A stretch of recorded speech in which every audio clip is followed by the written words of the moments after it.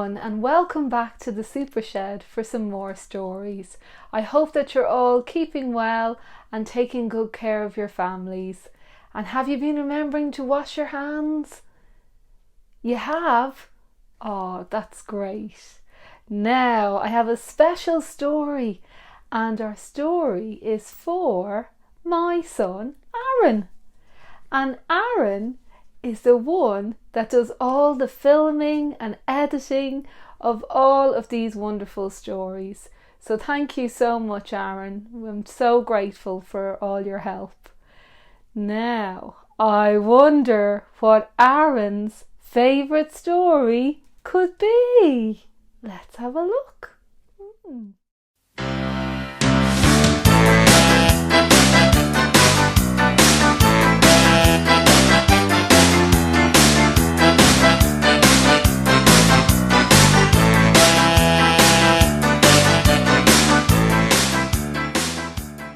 Dun dun dun! Our favourite story for Aaron is Mr. Jelly and the Pirates. Mr. Jelly is the most nervous person you will ever meet. The slightest thing will send him into a panic. Even the sound of the wind in the trees will make him bolt behind the sofa, quivering and shaking in fear. So as you can imagine, it takes Mr. Jelly a long time to pluck up enough courage to go on holidays. This year, Mr. Jelly went to Seatown.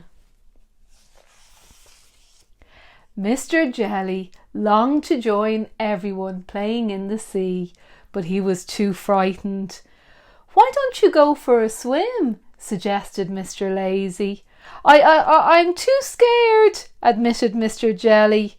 "There might be nasty seaweed, or a crab, or a shark." "Well, why don't you go out in my dinghy?" replied Mr. Lazy.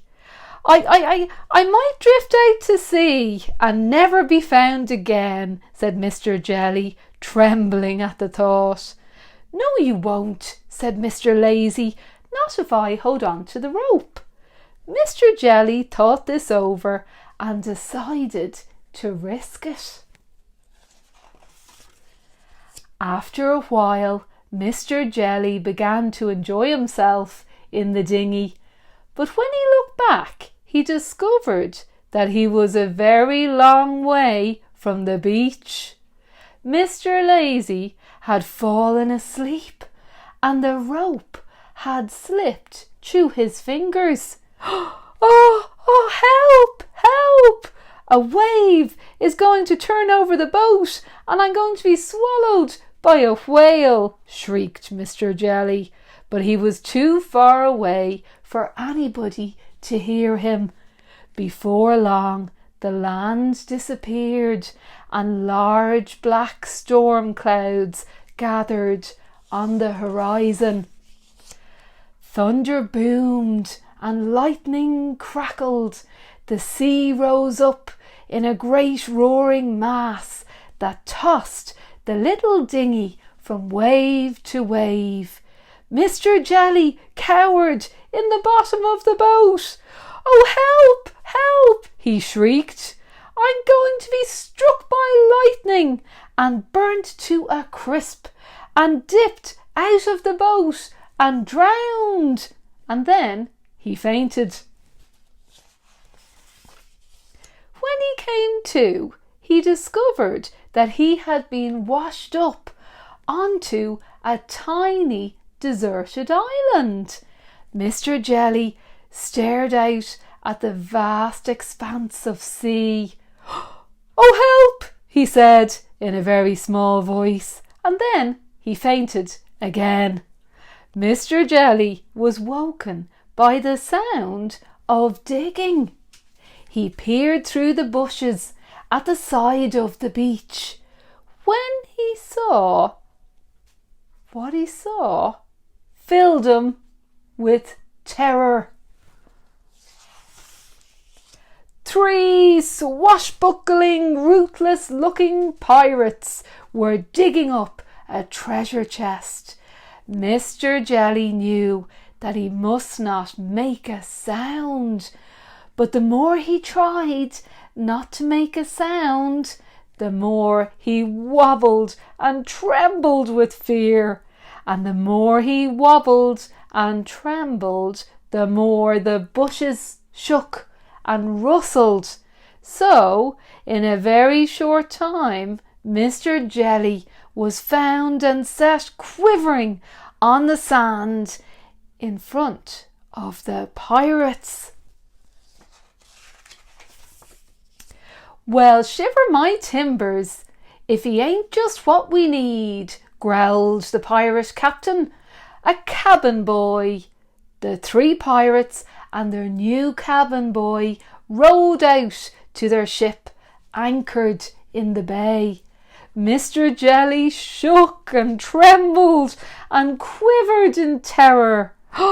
The pirates, who prided themselves on their bravery, chuckled and laughed. They had never met anybody as nervous as Mr. Jelly, and over the following week they began to realise just how nervous Mr. Jelly really was.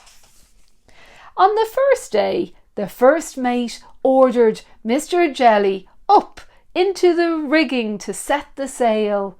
Oh, help, help!" shrieked Mr. Jelly. "It's so high up, and I'm going to have to climb and climb, and then I'll be even up higher, and I'll get dizzy, and I'll fall down into the sea, and I'll be eaten by a shark." And then he fainted. Luckily, he had only climbed 2 rungs, and the first mate caught him easily. "I never thought of that," murmured the first mate to himself. The next day, the quartermaster ordered Mr. Jelly to sharpen the cutlasses on the grinding stone. "Oh, help, help!" shrieked Mr. Jelly. "I'll make that cutlass very sharp, and it'll be so sharp that I'll cut my finger, and then I'll bleed, and I'll bleed, and then he fainted. "I never thought of that," mumbled the quartermaster to himself. On the 3rd day, the gunner ordered Mr. Jelly to practice firing the cannon. Oh, help, help!" shrieked Mr. Jelly. "I'll load the cannon and then fire the cannon, and the explosion will be so loud that I'll go deaf, and then I won't be able to hear anything again, and then, well, do you know what happened to Mr. Jelly? You're right, he fainted again. "I never thought of that," muttered the gunner to himself. And so it continued all week. Mr. Jelly even fainted when the cook ordered him to light the stove in the galley because he was afraid he would set the ship on fire. And a very strange thing happened during the week.